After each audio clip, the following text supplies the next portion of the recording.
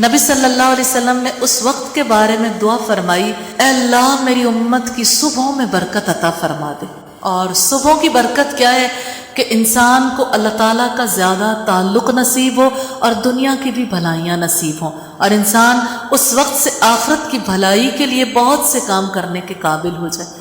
اور یہ سب بھی ہوتی ہے جس وقت سب لوگ اپنے لیے مختلف کام کرنے کے لیے اپنے مقامات سے دوسرے مقام پر موو کرتے ہیں، جیسے مرد کمانے کے لیے نکلتے ہیں، بچے تعلیم حاصل کرنے کے لیے نکلتے ہیں، اور اسی طرح سے بہت سے لوگ ہیں جو اس موقع پر اللہ تعالیٰ کی رحمتوں اور اس کے فضل کو سمیٹنے کے لیے نکلتے ہیں۔ تو بہرحال جس طرح رسول اللہ صلی اللہ علیہ وسلم نے دعا کی، اس دعا کا مصداق بننا چاہتے ہیں تو ہر صبح کا آغاز دعاؤں سے کرنا ہے انشاءاللہ تعالی۔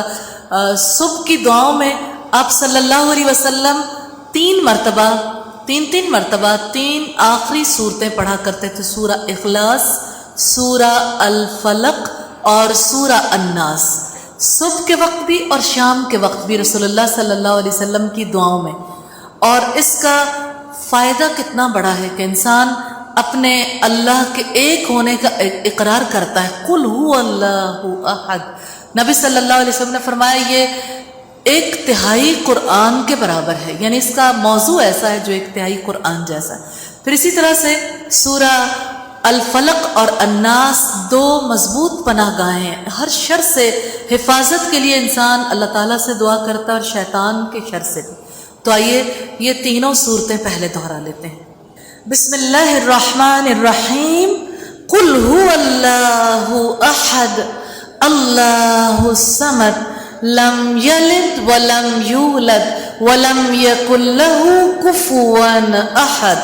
بسم اللہ الرحمن الرحیم، قل اعوذ برب الفلق من شر ما خلق ومن شر غاسق اذا وقب ومن شر النفاثات في العقد ومن شر حاسد اذا حسد۔